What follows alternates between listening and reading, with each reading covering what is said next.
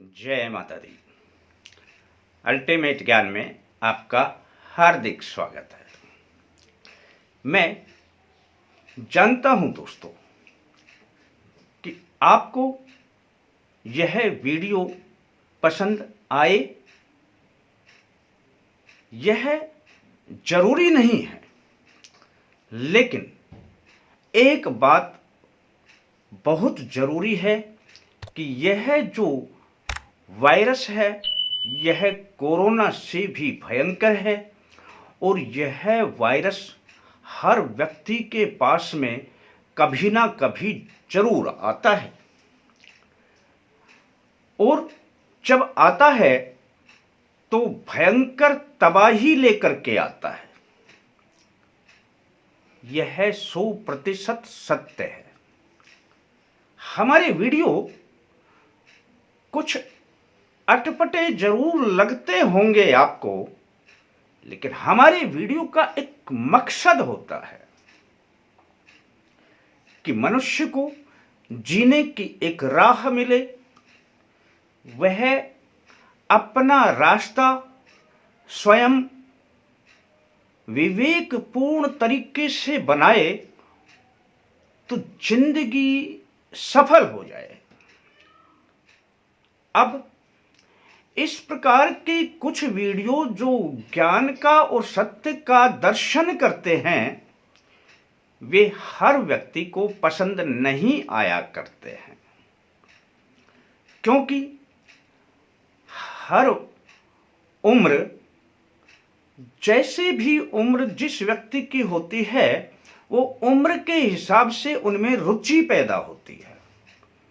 अब 20 साल के बच्चे की जो अपनी लगन है वो अलग है, विचारधारा है वो अलग है, 30 साल की अलग है, 40 साल की अलग है, और धीरे धीरे करके उनके विचारों में और उनकी जो मन पसंद की चीजें हैं उनमें भी बदलाव होता रहता है। आज मैं जिस बात को बताऊंगा और जो हमारा टॉपिक है कि कोरोना से भी भयंकर और खतरनाक है यह वायरस। जी हां दोस्तों, और इसकी आज तक कोई वैक्सीन नहीं बनी है और यह वायरस सदियों से चलता आ रहा है। कोई बना भी नहीं सकता है वैक्सीन, लेकिन यह इतनी बड़ी त्रासदी लेकर के आता है कि सब कुछ खत्म हो जाता है। आप इस वायरस से बचें, कैसे बचेंगे यह भी मैं आपको तरीका बताऊंगा, पर सबसे पहले आप जान लें कि यह वायरस है क्या।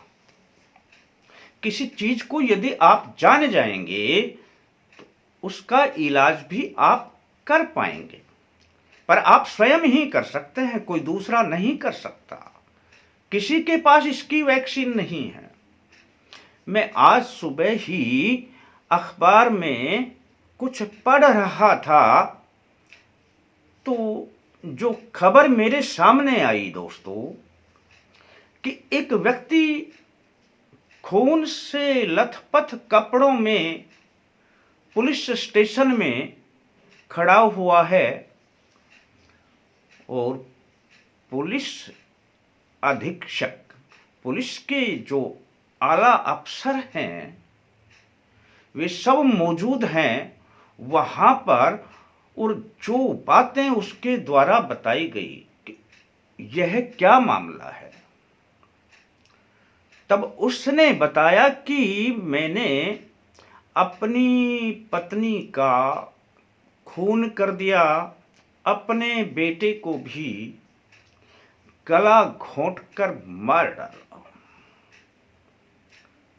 अब खबर पढ़ने में बड़ा ही अंदर से कुछ ऐसा लग रहा था कि क्या हो गया है मनुष्य को। क्या हो गया मनुष्य को? स्वयं अपने बयान दे रहा है और पत्नी की जो हत्या की वो भी जघन्य तरीके से, दरांती से कितने ही वार किए। अब जो घटना सामने आई उसमें सिर्फ एक कारण था कि उसने बताया कि उसको शक था कि यह जो बच्चा है यह उसका नहीं है, वह एक ट्रक ड्राइवर है, वह तो बाहर जाता है, कभी कभी आता है, तो यह बच्चा उसका नहीं है। तो उसकी पत्नी का चाल चलन सही नहीं है और उसने अपनी पत्नी को और बेटे को मार डाला। यही नहीं, एक भाई ने अपने बड़े भाई को ही इसलिए मार डाला कि उसको भी शक था कि उसकी पत्नी से उसके बड़े भाई के साथ संबंध थे, मार दिया उसको। अब ये घटना तो मैंने सिर्फ दो जो मेरे पास अभी सामने आई थी वह बताई, लेकिन यदि आप पीछे से उठा करके देखें, करोड़ों की संख्या में इसी प्रकार की घटनाएं घटी हैं। दोस्तों, यह जो वायरस है, इस वायरस का नाम है शक का वायरस। किसी भी व्यक्ति में जब यह शक का वायरस प्रवेश कर जाता है तो इसकी कोई वैक्सीन नहीं मिलती है और इसके भयंकर परिणाम नजर आते हैं। आप क्या समझते हैं? एक व्यक्ति के मन में यह वायरस घुसा शक का कि हिंदू और मुसलमान साथ साथ नहीं रह सकते, और उस व्यक्ति के दिमाग में जो ये वायरस गया शक का, उससे भारत और पाकिस्तान दो भागों में बंट गया। आज जो जितना आतंकवाद आप देख रहे हैं, इनके दिमाग में भी पहले शक का वायरस डाला जाता है और शक के वायरस से फिर नफरत बढ़ती चली जाती है और आतंकवादियों का ब्रेन वॉश कर दिया जाता है केवल शक के वायरस के पीछे। एक शक का वायरस किसी व्यक्ति के दिमाग में घुसा कि हिंदू सिख का भला नहीं चाहते हैं, और इस शक के वायरस ने खालिस्तान की इच्छा रखने वाले लोग पैदा कर दिए। अब जगह जगह देखो, इस खालिस्तान के नाम से जो घटनाएं घट रही हैं, हम कल्पना करके भी सिहर उठते हैं। दोस्तों, यही शक का वायरस आज आप देख रहे हैं कि कितनी बड़ी तबाही यूक्रेन में हो रही है। लाखों में सैनिक मर रहे हैं, लोग मर रहे हैं, रूस के भी सैनिक मर रहे हैं। कितने ही घरों में त्राही त्राही हाहाकार मचा हुआ है। एक छोटा सा ये शक का वायरस था, यह आया और रूस के जो राष्ट्रपति पुतिन है, उनके दिमाग में इस वायरस को डाल दिया गया कि यूक्रेन नाटो का सदस्य बनने जा रहा है।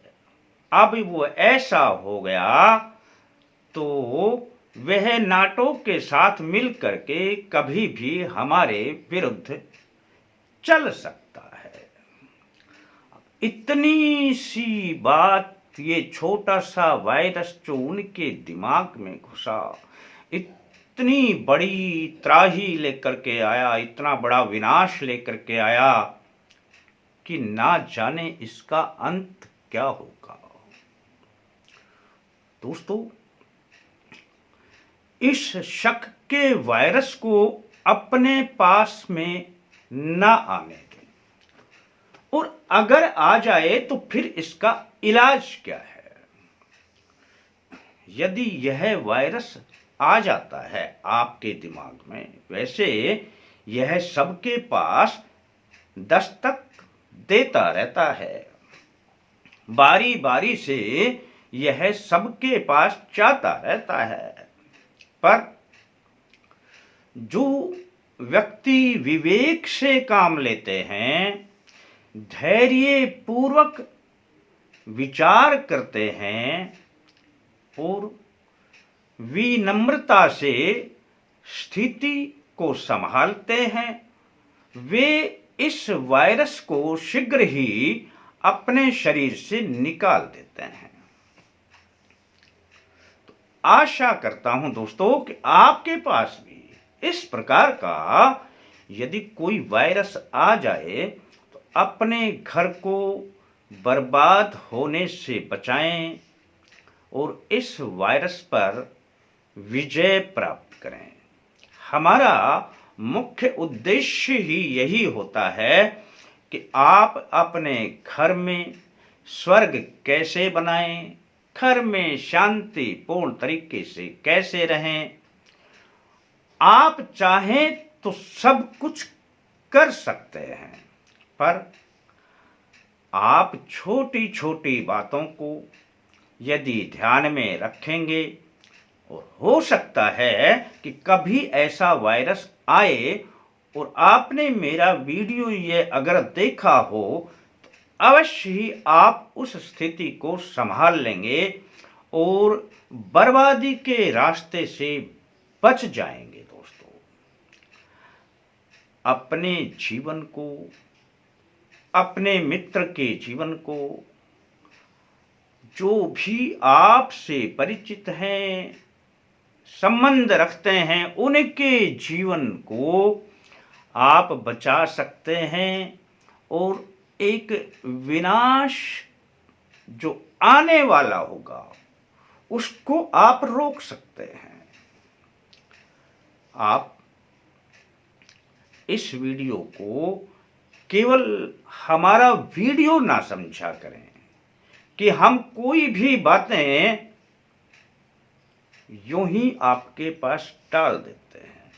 उनका हर एक का एक मकसद होता है, और आप जिस दिन उस मकसद को जान जाएंगे दोस्तों, उस दिन समझ लेना आप जीवन में सब कुछ प्राप्त कर लेंगे। आपके जीवन के रास्ते ही बदलने लग जाएंगे।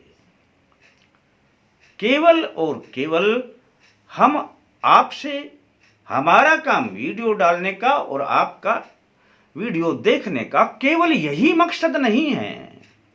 इस मकसद के पीछे बहुत बड़ा उद्देश्य होता है दोस्तों। हम चाहते हैं कि हमारे से जुड़ने वाला हर व्यक्ति खुशहाल रहे, मां की कृपा उसके ऊपर सदा बनी रहे, अपने बुद्धि के अनुसार अच्छे फैसले ले और अपने जीवन में अपना नाम रोशन करे और प्रगति के पथ पर सदा आगे पड़ता रहे। अच्छा लगता है दोस्तों, इस वीडियो की बात को थोड़ा सा अपने मन में बिठा लेना, शेष आपके ऊपर है। आप हमारे सभी प्रेमी हैं। आपके लिए माता रानी से हम यही चाहते हैं कि आपका प्रेम सदा यूं ही हमारे साथ बना रहे। जय माता दी।